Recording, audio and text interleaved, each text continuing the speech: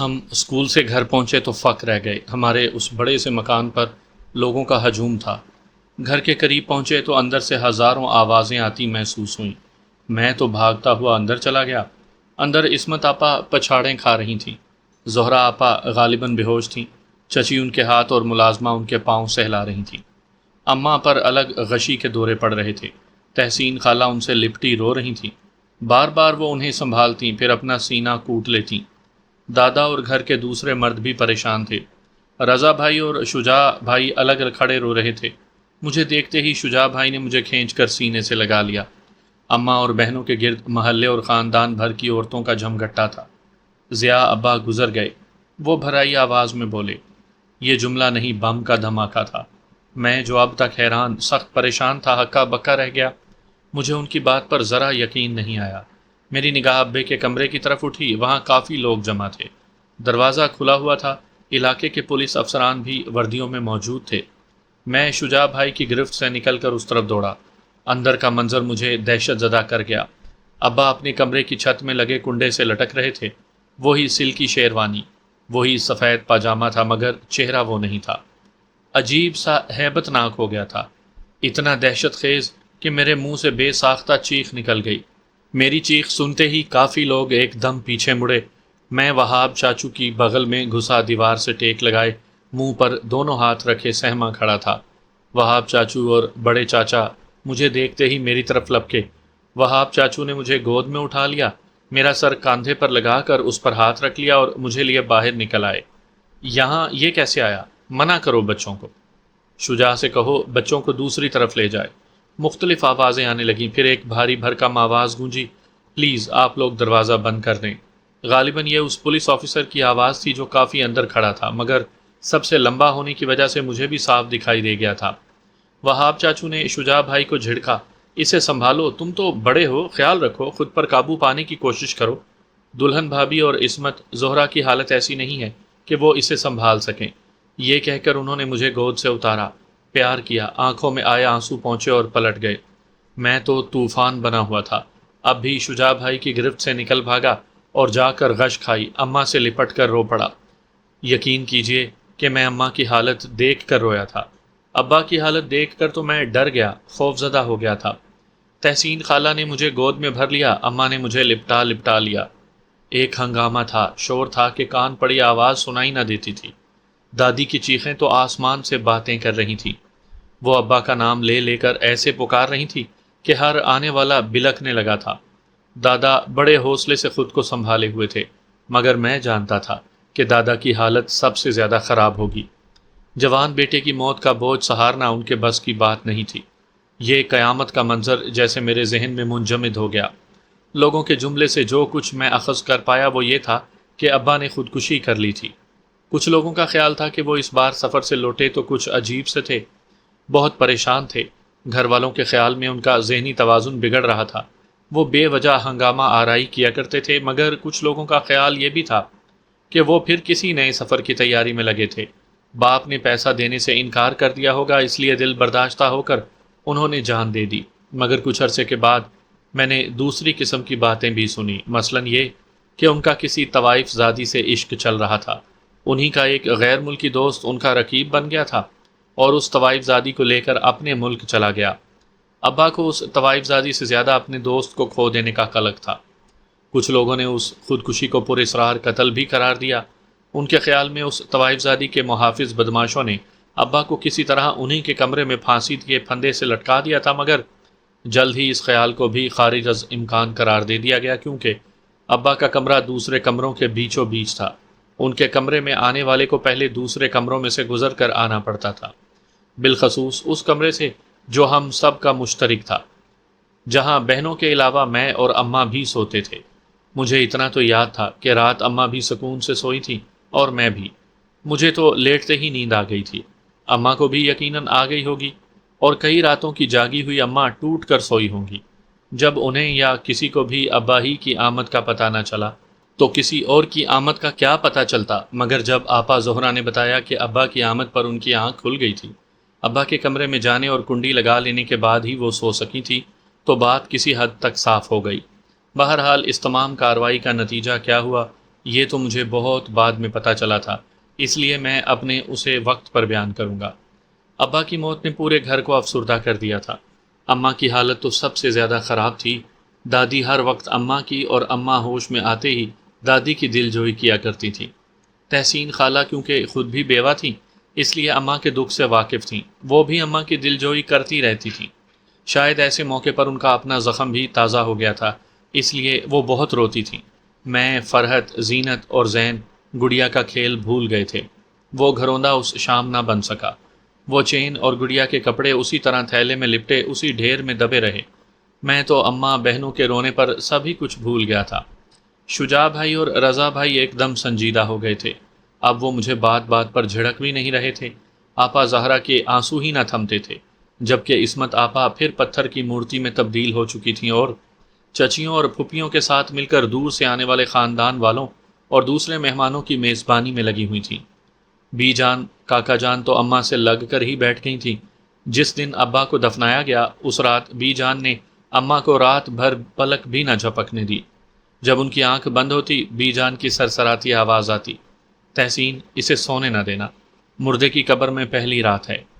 اور تحسین خالہ انہیں کوئی نہ کوئی ایسی بات یاد دلا دیتی کہ اماں کی بوجھل آنکھیں پھر آنسو برسانے لگتیں۔ خود تحسین خالہ بھی رونے لگتیں، میں بھی رو پڑتا اور فرد بھی۔ زین اور زینت کو تو پھوپھی اپنے کمرے میں لے گئی تھی۔ زین رویا تو نہیں تھا مگر سکتے کسی کیفیت میں رہ گیا تھا۔ اسی رات دادا کی حالت بگڑ گئی، انہیں ہسپتال لے جایا گیا۔ وہ کئی گھنٹے وہاں رہے۔ صبح کہیں جا کر ان کی حالت سنبھلی تو گھر واپس آئے۔ ہمارے ہاں دور دور سے مہمان آ رہے تھے۔ سوم کے روز تو پوری حویلی بھری ہوئی تھی۔ یہ مہمانداری 10 روز تک جاری رہی۔ اماں کو عدت میں بٹھا دیا گیا۔ ابا کی موت پر کچھ غیر ملکی بھی آئے تھے۔ ان میں سے ایک لمبا چوڑا آدمی جو بہت خوبصورت تھا، شجاع بھائی سے بہت دیر تک باتیں کرتا رہا تھا۔ وہ انگریزی میں بات چیت کر رہا تھا، اس لیے میرے پلے کچھ نہیں پڑا، مگر ایک موقع پر جب شجاع بھائی کسی کام سے اندر گئے تو میں جو وہیں بیٹھا مسلسل اسے دیکھ رہا تھا بول اٹھا، آپ ابا کے دوست ہیں؟ میں بھول گیا تھا کہ وہ غیر ملکی ہے اور اردو نہیں سمجھ سکے گا، مگر اس وقت مجھے شدید حیرت ہوئی جب اس نے بڑی شستہ اردو میں مجھے جواب دیا، ہاں بیٹا، میں آپ کے ابو کا دوست ہوں۔ مجھے ان کی موت کا سخت صدمہ ہے، اور اس سے زیادہ صدمہ اس بات کا ہے کہ انہوں نے جس کام میں بڑی ہمتوں کے بعد ہاتھ ڈالا تھا وہ اسے پورا نہ کر سکے۔ میں نے حیران ہو کر انہیں دیکھا۔ کون سا کام؟ ہے ایک کام، میں یہی دیکھنے آیا تھا کہ ان کی اولادوں میں سے کون ہے جو یہ کام کر سکتا ہے۔ مجھے بتائیے، میں وہ کام کر لوں گا۔ میری بات سن کر وہ دھیرے سے مسکرایا۔ اس نے مجھے سر سے پاؤں تک دیکھا، پھر یوں دوسری طرف دیکھنے لگا جیسے اسے مجھ میں وہ خاص چیز نظر نہ آئی ہو جسے وہ دیکھنا چاہتا تھا۔ اسی دوران میں شجاع بھائی آ گئے۔ کیا ہوا؟ اس غیر ملکی نے اردو میں سوال کیا۔ اماں کی حالت تو ایسی نہیں ہے کہ میں ان سے کچھ پوچھوں، مگر میں آپا کے کمرے میں ڈھونڈ آیا ہوں، مجھے کہیں بھی ایسی کوئی چین نہیں دکھائی دی۔ چین کے ذکر پر میرے کان کھڑے ہو گئے۔ مجھے سخت حیرت ہوئی کہ اس شخص کو کیسے پتہ چلا اور یہ کیوں اس چین کے بارے میں جاننا چاہتا ہے۔ وہ بہت ضروری ہے شجاع بیٹے، محض اس کی وجہ سے میں نے سیٹ کینسل کروائی ہے، اور میں اب اس وقت تک یہاں سے نہیں جا سکتا جب تک وہ چین مجھے نہ مل جائے۔ مگر ہم نے ایسی کوئی چین ان کے پاس نہیں دیکھی۔ ابا صرف ایک چاندی کی انگوٹھی پہنے ہوئے تھے، وہ اماں کے پاس ہے۔ سونا پہننا تو حرام ہے، اس لیے وہ اسے نہیں پہن سکتے۔ نہیں، اسے پہننے کا تو سوال ہی نہیں تھا، مگر وہ انہی کے پاس تھی۔ وہ بہت اہم چیز ہے۔ اب وہ غیر ملکی بھی پریشان ہو گیا تھا۔ میں بڑے تجسس سے ساری گفتگو سن رہا تھا۔ مجھے خیال آیا کہ میں اسے بتا دوں کہ وہ چین میرے پاس ہے، مگر پھر یہ سوچ کر چپ ہو گیا کہ وہ تو ابا کی تھی اور ابا تو مر گئے، پھر میں اسے کیوں دوں؟ اور یوں بھی اس چین کی وجہ سے میری اہمیت اور حیثیت میں جو اضافہ ہوا تھا وہ میں فرحت، زینت اور زین کی آنکھوں میں صاف دیکھ سکتا تھا۔ پھر میں نے سوچا کہ میں اب اس چین کی حفاظت پہلے سے بھی زیادہ کروں گا۔ پہلے تو صرف ابا ہی اس کے بارے میں جانتے تھے، اور انہوں نے اماں کو بھی بتا دیا تھا۔ ابا تو مر گئے اور اماں سے چھپانا اتنا مشکل نہیں تھا، مگر اب تو یہ غیر ملکی اور شجاع بھائی بھی جان گئے تھے کہ ابا کی کوئی چین غائب ہو گئی ہے۔ اب تو مجھے اس کی بہت زیادہ حفاظت کرنا تھی۔ ایک تو اس لیے کہ وہ اگر میرے پاس سے برآمد ہو جاتی تو میں چور مشہور ہو جاتا، دوسرے یوں کہ میری بنی بنائی عزت خاک میں مل جاتی اور چین بھی مجھ سے چھن جاتی۔ وہ لوگ باتیں کر رہے تھے اور میں اپنے آپ کو پکا رہا تھا۔ اچانک میں چونک اٹھا۔ غیر ملکی عجیب سے لہجے میں شجاع بھائی سے باتیں کر رہا تھا۔ میں اس کی طرف متوجہ ہو گیا۔ وہ کہہ رہا تھا، دیکھو شجاع، میری بات کو غور سے سنو۔ وہ ایک پراسرار چین ہے، ایک عجیب و غریب چیز۔ اسے ہم نے قبرستان کے اندر بنی ہوئی قبر میں دفن کیے ہوئے مردے کے گلے سے اتارا تھا۔ شجاع بھائی نے چونک کر اس غیر ملکی کی طرف غور سے دیکھا۔ میں ٹھیک کہہ رہا ہوں، ہمیں ایک خاص مدت تک اسے اپنے پاس رکھ کر کسی کو تلاش کرنا تھا۔ میں ساری تفصیل تمہیں نہیں بتا سکتا، مگر یہ بھی نہیں چاہتا کہ تم لوگ انجانے میں کسی مصیبت کا شکار ہو جاؤ۔ تم میرے ایک اچھے دوست کی اولاد ہو، میں پہلے اس کا اور پھر اس کی نسل کا نقصان نہیں چاہتا۔ جس انداز میں وہ ہمیں چھوڑ کر گیا ہے، اس سے میں خوف زدہ ہوں۔ میرا خیال ہے کہ یہ موت بھی ایک پراسرار واقعہ ہے۔ وہ رات کے 3 بجے ہمارے درمیان سے اٹھ کر گیا تھا۔ اس نے یہ تو کہا تھا کہ وہ چین کہیں کھو بیٹھا ہے، مگر اسے یقین تھا کہ وہ اسی گھر میں کہیں موجود ہے۔ اس کا خیال تھا کہ وہ آج اسے ضرور حاصل کر لے گا۔ وہ بالکل ٹھیک تھا، اتنا ہی پرجوش جتنا یہ کام شروع کرنے سے پہلے تھا۔ وہ بڑے ٹھنڈے ذہن کا آدمی تھا۔ دکھ، غصہ، مایوسی اسے اتنا دل برداشتہ کبھی نہیں کر سکتی تھی کہ وہ خودکشی کر لیتا۔ امید ہے تم میری بات سمجھ رہے ہوگے۔ پلیز میری مدد کرو۔ یقین کرو میں تم سب کو کسی بھی پراسراریت سے بچانے کے لیے ایسا کر رہا ہوں۔ وہ بڑی ہی سنجیدگی سے اور بےتابی سے شجاع بھائی کو یقین دلانے کی کوشش کرتا رہا، مگر میں جانتا تھا کہ شجاع بھائی پر اس کی کسی بات کا اثر نہیں ہو رہا۔ وہ یک ٹک اسے دیکھ رہے تھے۔ ان کے چہرے یا آنکھوں میں کہیں خوف یا کوئی دوسرا تاثر نہیں تھا۔ ان کا چہرہ بالکل اسپاٹ نظر آ رہا تھا۔ انہوں نے اسپاٹ ہی لہجے میں جواب دیا، میں سمجھ رہا ہوں، آپ کے خلوص پر مشکور ہوں۔ آپ میرے والد کے دوست ہیں، میرے والد کی جگہ ہیں۔ میں آپ سے وعدہ تو نہیں کرتا کہ میں اسے ڈھونڈ نکالوں گا، مگر میں کوشش ضرور کروں گا، یہ میرا وعدہ ہے۔ ان کے چپ ہوتے ہی وہ اٹھ کھڑا ہوا۔ Thank you mister Shuja, thank you. میں امید رکھوں گا کہ تم اسے ضرور ڈھونڈ لو گے۔ اس نے پہلے شجاع بھائی سے، پھر مجھ سے ہاتھ ملایا اور پھر رخصت ہو گیا۔ سامعین کرام، آپ سن رہی ہیں ایک پراسرار اور خوفناک اردو کہانی جس کا نام ہے کال بیل۔ یہ اس سلسلے کی قسط نمبر 3 ہے۔ اس کہانی کی مصنفہ ہیں سیما غزل۔ مجھے امید ہے آپ کو میری یہ کاوش پسند آ رہی ہوگی۔ آپ نے اگر ابھی تک میرا چینل کہانی گھر سبسکرائب نہیں کیا تو ابھی میرے چینل کو سبسکرائب کر کے بیل نوٹیفیکیشن آن کر لیجئے تاکہ آنے والی ہر نئی کہانی کی اطلاع بر وقت آپ تک پہنچ سکے۔ ڈرا رہا تھا، شجاع بھائی نے اس کے جاتے ہی کہا۔ کیوں؟ میں چونک گیا۔ کیا پتا کیوں؟ اسے چین چاہیے اس لیے۔ حالانکہ وہ نہ بھی ڈراتا تو میں اسے تلاش کرنے کی کوشش ضرور کرتا، مگر میں اماں یا دادا سے پوچھے بغیر ابا کی کوئی چیز اس کے حوالے نہیں کرتا، جبکہ وہ چاہتا ہے کہ میں اسے چپکے سے وہ چین دے دوں۔ پتہ نہیں کیا مصیبت ہے، میں تو جانتا بھی نہیں کہ وہ کون سی چین ہے۔ اتنا سمجھ میں آ رہا ہے کہ کوئی قیمتی چین ہوگی۔ اگر وہ آپ کو مل گئی تو کیا آپ اسے دے دیں گے؟ میں نے اپنا اطمینان کرنا چاہا۔ نہیں، میں اماں یا دادا سے پوچھوں گا۔ ہمیں ابا کی کوئی چیز کسی کو نہیں دینی چاہیے۔ ہاں اور کیا؟ ان کی تائید نے میرے حوصلے بڑھا دیے۔ اسی دوران شجاع بھائی کو کسی نے بلا لیا۔ تمام عورتیں اور بچے بڑے کمرے یا اس کے ساتھ والے برآمدے میں تھے۔ مرد مردانہ حصے میں تھے جہاں ہم نے گڑیا کا گھروندہ بنایا تھا۔ وہاں درمیان میں ایک چھوٹی سی ادھوری دیوار بنی ہوئی تھی جو اس حصے کو سامنے والے حصے سے علیحدہ کرتی تھی۔ ایک طرف ہینڈ پمپ لگا ہوا تھا جسے کنویں سے پانی نکالنے کے لیے لگایا تھا۔ دوسری طرف دیوار کے سامنے غالباً ادھوری رہ جانے والی دیوار کی اینٹیں چنی ہوئی رکھی تھیں جو اوپر تک چلی گئی تھی۔ اسی حصے کے کونے کو ہم نے کھیل کے لیے مخصوص کیا ہوا تھا۔ کیونکہ ہم لوگ عموماً دوپہر میں سب کے سونے کے بعد یہاں آتے تھے، اس لیے سب کی نگاہوں سے محفوظ بھی رہتے تھے، اور یہ حصہ اتنی دور تھا کہ ہماری آوازیں بھی ان تک پہنچتی تھیں جب تک کوئی خاص طور پر اس طرف نہ آئے، ہمیں دیکھ نہیں سکتا تھا۔ بار بار اس چین کے ذکر نے میرے تجسس کو بہت بھڑکا دیا۔ میں سب کی آنکھ بچا کر اس طرف چلا گیا۔ میں اسے نکال کر اچھی طرح دیکھ لینا چاہتا تھا۔ جب میں نے وہ چین چرائی تھی تو مجھے اس کی اہمیت کا اندازہ بالکل نہیں تھا۔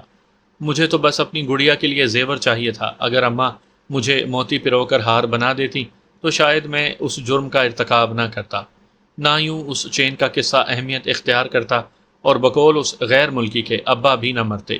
اس کا خیال تھا کہ ابا کی موت اس چین کی پر اسراریت کا ایک حصہ تھی اور خود وہ بھی اتنا پریشان نہ ہوتا، مگر اب وہ چین میرے لیے بہت اہم ہو چکی تھی۔ میں نے سوچ لیا تھا کہ اسے فرحت، زینت اور زین کی نگاہوں سے بھی چھپا لوں گا، مبادا کبھی وہ ذکر کر ہی دیں اور میری شامت آ جائے۔ میں اس حصے میں پہنچا۔ گھروندہ مٹی کے ڈھیر کی صورت میں اسی طرح پڑا تھا۔ میں محض یہ جاننے کے لیے کہ کہیں اسے زین، زینت یا فرحت نے نہ چھیڑا ہو، اس ڈھیر پر ایک پتھر رکھ چکا تھا۔ اس پتھر کو جوں کا توں دیکھ کر میری جان میں جان آئی، ورنہ اس طرف آتے وقت میں خاصا پریشان تھا۔ زیادہ پریشان زین کی طرف سے تھا۔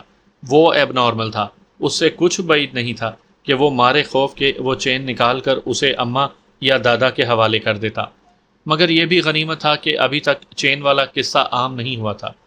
اماں نے بھی کسی کو نہیں بتایا تھا اور شجاع بھائی سے بھی امید نہیں تھی کہ وہ یہ بات کسی کو بتائیں گے۔ ابھی میں اس چین کو وہاں سے نکالنے کا سوچ ہی رہا تھا کہ مجھے کسی کی آواز آئی۔ آواز ان اینٹوں کے قریب سے آئی تھی جو دیوار کے ساتھ ساتھ چنی ہوئی تھی۔ میں نے پوری توجہ سے آواز سننا چاہی، مگر الفاظ سمجھ میں نہیں آئے۔ میں دیوار سے کچھ اور قریب ہو گیا۔ اب یہ سمجھ میں آ رہا تھا کہ کوئی مرد تیزی سے کسی نامانوس زبان میں کچھ پڑھ رہا ہے۔ جوں جوں میں نے غور کرنا شروع کیا، میرے اندر گھبراہٹ بڑھنے لگی۔ عجیب سے الفاظ تھے جن کا تلفظ بڑا گراں گزر رہا تھا۔ یہ اتنی تفصیل سے تو میں بعد میں سمجھ پایا ہوں، ورنہ اس وقت تو وہ آواز اور الفاظ برے لگ رہے تھے۔ آواز آہستہ آہستہ تیز ہوتی جا رہی تھی۔ اب میں نے ان چنی ہوئی اینٹوں کے پیچھے دیکھنا چاہا، مگر وہاں کسی کے ہونے کا سوال ہی پیدا نہیں ہوتا۔ زیادہ تر اینٹیں بالکل دیوار سے لگی ہوئی تھیں، اور جو اینٹیں دیوار سے ہٹی ہوئی تھیں وہاں بھی اتنی جگہ نہیں تھی کہ کوئی سما سکے۔ پھر یہ بھی احساس ہو رہا تھا کہ آواز وہیں سے آ رہی ہے۔ میں بچہ تھا، کتنا بھی سخت جان سہی، کتنا بھی ذہین سہی، آخر عمر کا بھی تقاضا ہوتا ہے۔ جو ہی ذرا یہ بات میری سمجھ میں آئی کہ یہاں کوئی نہیں مگر آواز یہیں سے آ رہی ہے، سب کچھ چھوڑ چھاڑ کر بھاگ کھڑا ہوا۔ اکثر عصمت آپا اور زہرا آپا مجھے ایسے قصے سنایا کرتی تھیں جن میں جنوں، بھوتوں، چڑیلوں اور پچھل پہریوں کا ذکر ہوتا تھا۔ سنتے وقت تو میں بڑی دلچسپی لیا کرتا تھا، مگر اکیلا ہوتے ہی سب بھولا ہوا یاد آنے لگتا اور میں خوف زدہ ہو جایا کرتا تھا۔ اس وقت بھی وہی ہوا۔ عصمت آپا نے بتایا تھا کہ وہ بچپن میں بی جان کے گھر کے پیچھے بنے ایک خالی کمرے میں کھیلا کرتی تھی۔ محلے کی دوسری لڑکیاں بھی آ جاتی تھیں۔ ایک روز وہ لوگ وہاں کھیل رہے تھے کہ اچانک عجیب عجیب سی آوازیں آنے لگیں۔ انہوں نے باہر نکل کر دیکھا تو ایک ہیبت ناک شکل کا آدمی اس کمرے کی پچھلی دیوار پر کسی چھپکلی کی طرح چپکا ہوا نہ جانے کیا پڑھ رہا تھا۔ اس کی شکل دیکھتے ہی لڑکیاں تو چیخ مار کر وہاں سے مڑ گئیں۔ عصمت آپا بھی روتی چیختی گھر کے اندرونی حصے کی طرف بھاگی تو بی جان اور کاکا جان کو پتہ چلا۔ بی جان نے ملازم کو بلا کر خوب لتاڑا کہ اس کمرے کے گرد لگا کانٹوں والا جنگلہ کس نے صاف کیا اور کمرے کو کس نے کھولا تھا۔ بی جان نے عصمت آپا کو بھی ادھر جانے سے ڈانٹا تھا اور بتایا تھا کہ اس کمرے میں بھوت رہتے ہیں۔ یہ قصہ اس وقت مجھے اپنی پوری جزیات سمیت یاد آ گیا۔ یوں لگا جیسے باہر کی طرف ایک شخص چھپکلی کی طرح دیوار پر چپکا ہوگا اور وہی کچھ پڑھ رہا ہوگا۔ میں چین اور گھروندہ بھول بھال کر بھاگا اور اماں کے کمرے میں جا کر پناہ لی۔ بات اس چین کو چھپانے والی نہ ہوتی تو شاید میں پورے گھر کو سر پر اٹھا لیتا، حالانکہ میں اب بھی ایسا کر سکتا تھا۔ وہاں جانے والا بھلا کب جان پاتا کہ وہاں ایک کونے میں پڑے مٹی کے اس ڈھیر میں نے چین چھپائی ہے، مگر دل میں چوٹ تھا اس لیے بستر پر دبک گیا۔ مغرب کا وقت تھا، فاتحہ ہونے والی تھی۔ ابا کے مرنے والے روز سے یہ فاتحہ اب تک جاری تھی۔ روز فاتحہ ہوتی تھی، 40 غریبوں کو کھانا کھلایا جاتا تھا۔ گھر کے افراد سب مصروف تھے، بس اماں کمرے میں ایک بستر پر نڈھال پڑی تھیں۔ تحسین خالہ، بی جان اور کاکا جان ان کے پاس تھیں۔ میں تحسین خالہ کے پیچھے چھپ کر لیٹ گیا۔ اماں کی نظر مجھ پر پڑی تو وہ بے ساختہ رو پڑیں۔ میرا بچہ، ہائے میرا بیٹا، اتنی سی عمر میں کیوں یتیم ہو گیا اماں؟ وہ دھاڑے دار مارنے لگی۔ بی جان نے اماں کو سینے میں بھر لیا۔ صبر کر میرے بچے، صبر کر۔ شاید وہ سمجھ رہی تھی کہ میں اپنا یتیمی کا دکھ لیے یہاں لیٹا ہوں یا ابا مجھے یاد آ رہی ہیں۔ حالانکہ سچی بات تو یہ ہے کہ اتنے سے دنوں میں ابا کا چہرہ، ان کے نقوش تک بھول گیا تھا۔ ہاں، ایک واضح ہیولے کی مانند وہ مجھے اب بھی یاد تھے۔ سلکی شیروانی، سفید کلف دار پاجامہ، تیل سے چمکتے ہوئے بال، چاندی کے کام والے سلیم شاہی جوتے اور ان کی گرجتی گونجتی آواز وہ بھی مجھے یاد تھی۔ میں ذرا سا زور دیتا تو شاید مجھے ان کے وہ الفاظ بھی یاد آ جاتے جو وہ اماں کو لتاڑتے وقت ادا کرتے تھے، مگر وہ مجھے محض باپ یا شفیق باپ کی حیثیت سے یاد نہیں آ سکتے تھے۔ میں اس وقت چپ تھا، کچھ کہنا بھی فضول تھا۔ یہ اماں کا خیال تھا اور اس کے اظہار پر مجھے کوئی اعتراض نہیں تھا۔ مجھے تو ان کی نرم گرم آغوش اچھی لگی۔ میرا خوف کم ہو گیا۔ اس وقت میں نے حیرت انگیز حد تک ان کی آغوش کو نرم اور گرم محسوس کیا۔ شاید روتے ہوئے عورت میں ایسی کوئی خصوصیت پیدا ہو جاتی ہے۔ بہرحال یہ قصہ میں نے اس روز تو کسی کو نہ بتایا، اور جانے کیسے اس کی دہشت کو اکیلے برداشت کر گیا۔ اگلے ہی روز جب فرحت نے مجھے گڑیا کے کھیل کھیلنے کو کہا تو میں بھدک گیا۔ دیکھتی نہیں ہو کہ ابا مر گئے ہیں؟ میں نے یوں آنکھیں نکالی تھی جیسے ان کے مرنے کا سارا کلک مجھے ہی ہو۔ اب تو بہت دن ہو گئے ضیاء، اب تو کوئی نہیں روتا، اس نے بڑی معصومیت سے کہا۔ تمہیں کیا پتا، تم تو اپنے کمرے میں سوتی ہو نا، اماں، بہنیں اور دادی تو ساری رات روتی ہیں۔ یہ میں نے سراسر جھوٹ بولا تھا۔ دادی تو خیر کبھی کبھی رو لیتی تھی، مگر اماں اور بہنوں کو شاید صبر آ چکا تھا۔ اماں اگر میرے سونے کے بعد روتی ہوں تو پتہ نہیں۔ فرحت میری بات سن کر چپ رہ گئی۔ یوں بھی ان دنوں گڑیا کی شادی کی بات تو ہو ہی نہیں سکتی تھی۔ بی جان اور کاکا جان ابھی تک یہیں تھی۔ تحسین خالہ ہی تھیں جو اماں کے ساتھ ان دونوں کی خدمت میں لگی ہوئی تھیں۔ انہیں بھی کب فرصت تھی کہ گڑیا کا جہیز تیار کرتیں۔ یہ احساس مجھے ہو گیا تھا، اس لیے میں نے فرحت سے کہہ دیا کہ میں بغیر جہیز کے اس کی گڑیا کی شادی اپنے گڈے سے نہیں کروں گا۔ زین کا گڈا اسے پسند نہیں تھا، ورنہ میں نے تو اسے کھلی آفر دی تھی کہ اگر اسے جلدی ہے تو وہ اپنی گڑیا کی شادی زین کے گڈے سے کر دے، مگر شاید وہ چین بھی نہیں بھولی تھی۔ فوراً مجھے منانے میں لگ گئی۔ میں نے کہہ دیا کہ جب سب مہمان چلے جائیں گے تب دیکھا جائے گا۔ اس طرح میں نے کچھ دنوں کے لیے سب کا دھیان اس طرف سے ہٹا دیا۔ میں چاہ رہا تھا کہ اماں ٹھیک ہو جائیں تو ان سے موتیوں کا زیور بنوا لوں گا، پھر وہ چین غائب کر کے دوسرا زیور پہنا دوں گا۔ میں کئی روز تک اکیلا اس طرف نہیں گیا۔ بہانے بہانے کبھی زین کو اور کبھی فرحت کو ادھر لے جاتا۔ دور سے ہی مٹی کے ڈھیر پر نگاہ ڈالتا، پتھر کو جوں کا توں دیکھ کر مطمئن سا واپس آ جاتا۔ آہستہ آہستہ گھر مہمانوں سے خالی ہونے لگا۔ دادی اماں کی خاموشی بڑھنے لگی، اماں کی خاموشی ٹوٹنے لگی۔ عصمت آپا تو اکثر گنگنانے لگتیں۔ بی جان اور کاکا جان گھر کو لوٹ گئیں۔ اماں کی عدت ختم ہو گئی۔ گھر پر چھایا وہ افسردہ سا سکوت ہلکی سی ہلچل میں تبدیل ہو گیا۔ آنگن میں شام کو چہل پہل ہونے لگی۔ دادا جنہوں نے تنہائی کو اپنے گرد کسی دیوار کی طرح تان لیا تھا، اب کچھ نارمل ہو رہے تھے، اور آج تو گھر میں کافی اہتمام ہو رہا تھا۔ ایک تو آج اماں کی عدت ختم ہوئی تھی، دوسرے آج جمعرات تھی۔ ابا کے مرنے کے بعد سے لے کر آج تک یہ پہلی جمعرات تھی جب دادا نے گھر میں کھانا کھانے کا ارادہ ظاہر کیا تھا۔ دونوں چچیاں اور اماں کھانے پکانے میں مصروف تھیں۔ رات کو آنگن میں دسترخوان بچھ گیا۔ گھر کے سب افراد بہت دنوں بعد ساتھ کھانا کھا رہے تھے۔ مجھے اچھا لگ رہا تھا، اور میں نے فرحت سے آج شام ہی تو کہہ دیا تھا کہ ہم لوگ یعنی دلہا والے کل تمہارے گھر یعنی تمہارے کمرے میں آ رہے ہیں۔ وہ خوش ہو گئی تھی۔ گھر کے سب افراد شام ہی سے گھر پہنچ گئے تھے۔ دادا بھی جلدی اندر آ گئے۔ ان کے آتے ہی گھر میں گہری اداسی چھا گئی۔ اماں باورچی خانے میں بیٹھے بیٹھے دوپٹے سے منہ چھپا کر رو دیں۔ دادی اماں کی جھریوں میں چھپی آنکھیں پانی سے بھرا کٹورا بن گئیں۔ زہرا آپا چپکے سے سر گھٹنوں میں دے کر بیٹھ گئیں۔ وہ بھی یقیناً رو رہی تھیں۔ انہیں تو رونے میں ذرا سی بھی دیر نہیں لگتی تھی۔ ان سب کو شاید ابو یاد آ گئے تھے۔ بہت دیر گھر کی فضا سوگوار رہی۔ میں بے چینی سے پہلو بدلتا رہا۔ میرا بس چلتا تو میں جادو کی چھڑی گھما کر پورے ماحول کو بدل دیتا، مگر میں کچھ نہیں کر سکتا تھا۔ دسترخوان لگا، سب گھر والے بے حد خاموشی سے کھانا کھانے لگے۔ یوں لگتا تھا جیسے اس پوری حویلی میں کوئی ذی روح ہی موجود نہیں۔ چند سائے ہی ہیں جو ایک جگہ بیٹھے ہل رہے ہیں یا صرف منہ ہلا رہے ہیں۔ اس روز بڑی اچھی اچھی چیزیں پکی تھیں، ورنہ شاید میں کسی بہانے اٹھ جاتا۔ ویسے دادا کے سامنے یہ بے ادبی کرنا بڑی ہمتوں کی بات تھی۔ باقی لوگ تو ان کے بیٹھنے سے پہلے بیٹھتے تھے، نہ اٹھنے سے پہلے اٹھتے تھے۔ پتہ نہیں کتنا سنگین وقت گزر گیا۔ دادا ابو نے پانی پیا، چند لمحے آنکھیں بند کر کے خدا کا شکر ادا کیا، پھر آنکھیں کھولیں تو اماں پر نگاہیں جما دیں۔ یہ سونے کی زنجیر کا کیا قصہ ہے؟ ان کی بھاری آواز نے سب کو چونکا دیا۔ سب انہیں دیکھنے لگے، تب پتہ چلا کہ وہ اماں سے مخاطب ہیں۔ اماں اس غیر متوقع سوال سے گھبرا گئی تھیں۔ میرا دل تو اچھل کر حلق میں آ گیا تھا۔ میں بے اختیار تحسین خالہ کے پیچھے کی طرف تھوڑا سا سرک گیا۔ وہ پتہ نہیں بابا جانی، میں نے تو دیکھی نہیں۔ کہہ رہے تھے کہ کوئی لے گیا ہے، یا شاید کہیں رکھ کر بھول گئے ہیں، کہیں گرا دی ہوگی انہوں نے۔ اماں کافی بھوکھلا گئی تھیں۔ میں نے آنکھیں بچا کر فرحت، زینت اور زین کی طرف دیکھا۔ وہ تینوں اپنی خسر پسر میں لگے ہوئے تھے۔ رابرٹ آیا تھا، کہتا ہے یہی ہے۔ یہ بات اسے شیوا جی نے بتائی ہے۔ انہوں نے بڑے سرد اور ٹھہرے ہوئے لہجے میں کہا۔ ان کے لہجے کی سرد مہری جانے کیسے میری ریڑھ کی ہڈی تک پہنچ گئی۔ چوری بہت بڑا جرم تھا، اور اپنے ہی باپ کی چوری، اور وہ بھی اس عمر میں، بہت ہی سنگین جرم تھا۔